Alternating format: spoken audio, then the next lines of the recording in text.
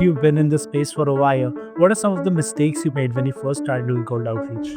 I would actually message people I was already connected to. So that got a little awkward.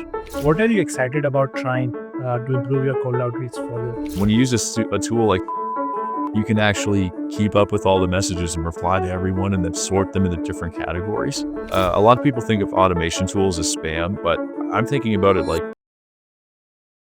Hello, everyone, and welcome to SalesRobot Customer of the Week, a new show where we interview the top 1% SalesRobot customers and go deep into the process with hot tips around targeting, messaging, personalization, so that you can take away sub tips and implement in your cold outreach starting tomorrow. Today on the show, we have Zack, who's the founder at Fedora AI. Welcome to the show, Zack.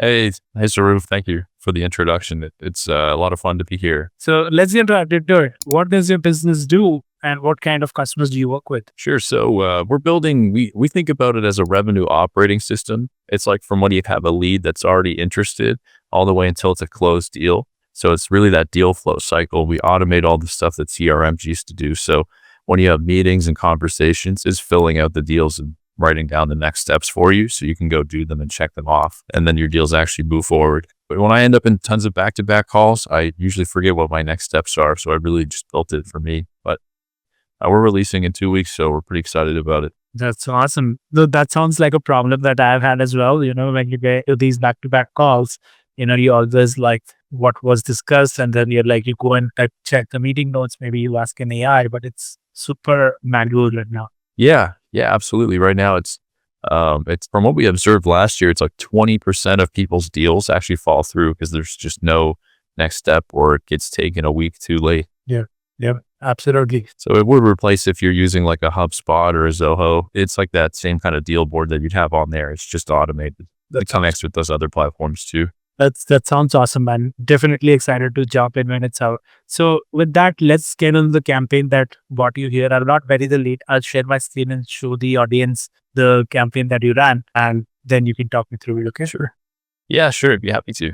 Perfect. So you've got quite a few amazing campaigns, but this is the one that I want to talk about. So you've got almost a 37% reply rate and a 45% acceptance rate. So first of all, congrats on the campaign. Thank you. Yeah, this one is a little unique. These are some people so I pitched at this in-person event and then I captured the whole list of all the people I wanted to connect with from that event that I didn't meet while I was there. Interesting. And then I ran this campaign to connect me with them so I could follow up with them after. So that's really what this one was. And a lot of these people were in the audience at that event, so they'd saw me pitch. So I had a bit of a warm intro going into this one. And that's probably the best kind of personalization you can have. Yeah. We had another campaign that performed with numbers very similar to this one, but it was completely cold. So that one was, I'm in the Texas area. So in that other campaign, I was reaching out to people also in Texas and just keeping it really light at the beginning, just saying, hey, I'm Zack. It's great to meet you. Would love to have a brief intro call, see if there's any way we can help each other. And that one really did well too. So people saw that I was in the same region that they're in. And then I always keep my ask really low. And this one has a bit of a higher ask. I'm kind of reaching out and connecting with investors. But when I'm just generally networking, I just keep the ask at, do you want to have a 10 or 15 minute call? Something like that. Figure out if there's any way we're going to work together. Some ways I see campaigns really crash and burn is people will use like a big, giant, long message about it's like reading their whole life story. And then at the end, it's like, buy my stuff. And no one ever responds to those. Yeah. You just got to keep it light. Like just remember you have automation, but you're also a human being. Yeah, absolutely. Absolutely. That's why we made this coding here as well. We give you like a quick, like red, yellow, green type thing, a red, amber, green, right? Because we want to showcase that you should not be writing too long message, or you should be asking questions in there. You should be making it readable. So yeah, just follow some of these guidelines and that will help you get more responses like Zack has. So let's get into your copywriting a little bit. You met these people, obviously these were in the audience. Talk me through the copy, like why did you write it this way? This was clearly successful, right? You had a 45% acceptance rate. So just talk me through the copy here. Sure. So this is 3 or 4 months after the event. If I ran this earlier, I think it would have been even more effective. they're kind of having to jog their memory to remember me. But I pitched at this event where probably 10 other people pitched, and all these people I'm reaching out to were in the audience.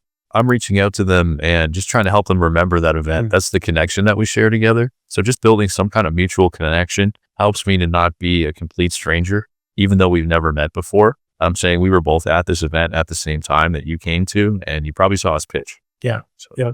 Makes sense. And then you, kind of breaking the ice. yeah, and then you're adding some real social proof also. You're also putting in the fact that you've gone live, you've onboarded 90 plus companies, and you're in a private beta, and then you're adding a little bit of a FOMO as well because you're opening your CETA.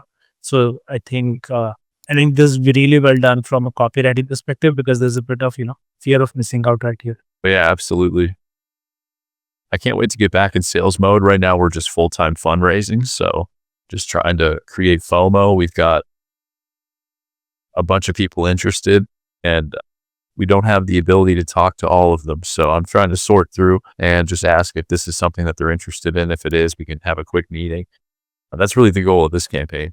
Yeah, absolutely. And AI is hot right now. And plus what you're solving, at least to me, it's definitely very exciting. So yeah.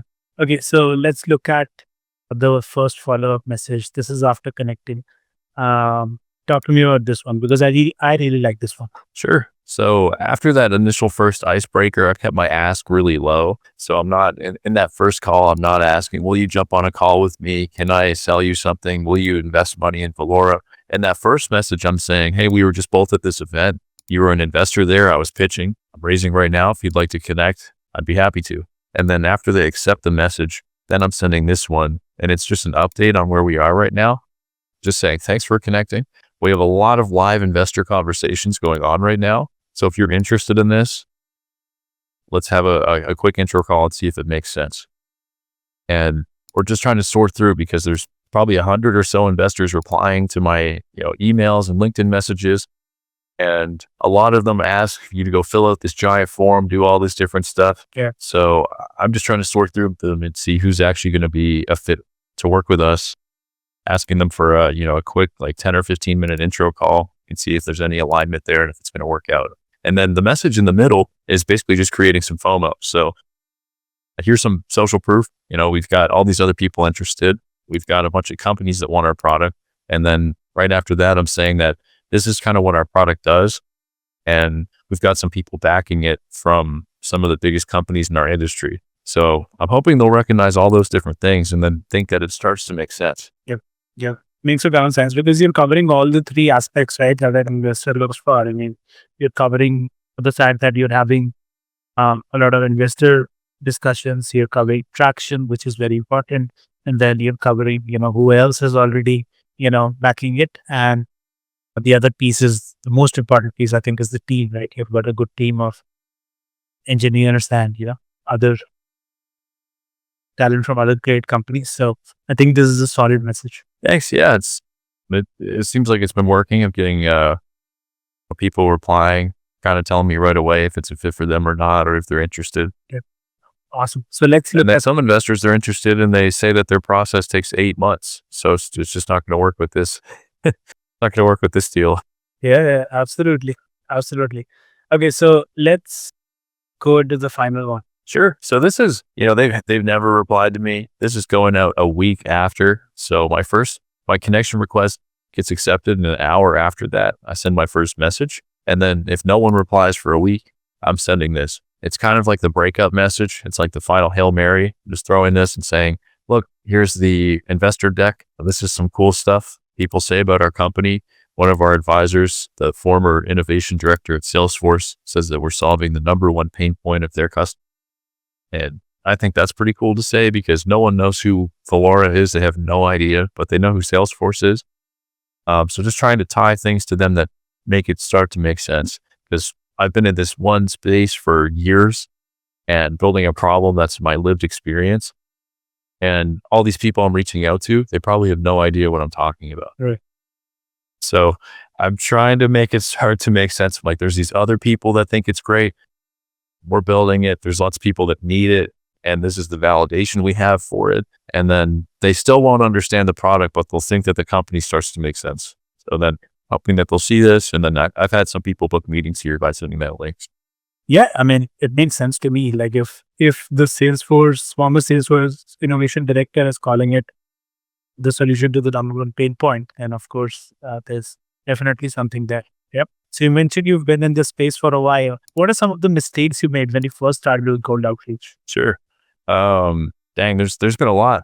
Some of them were I would actually message people I was already connected to. Yeah. So that got a little awkward when I'm pitching them, and we've already met before, and they're like, "Why is Zach sending me a sales pitch?" So that happened, and then I guess just keeping the message too long. It's really important to keep it brief. If the message is more than like 3 or 4 lines in the first message, no one's even going to read it. When someone sends me a big message, I don't read it, and then they just keep sending 5 more big messages. I'm just not reading any of those either. So keeping it brief, like especially if you're reaching out to people that are like professionals, executives, it shows inexperience. If you're sending a long message, they're going to think that you're not on the same level as them. So they won't even read your stuff. Made that mistake too. And then just jumping into a sales pitch. So we would call this one a pitch slap. If you just open up with, "Hey, this is what I'm selling. Do you want to buy this?" And people are like, "No, I have no idea who you are."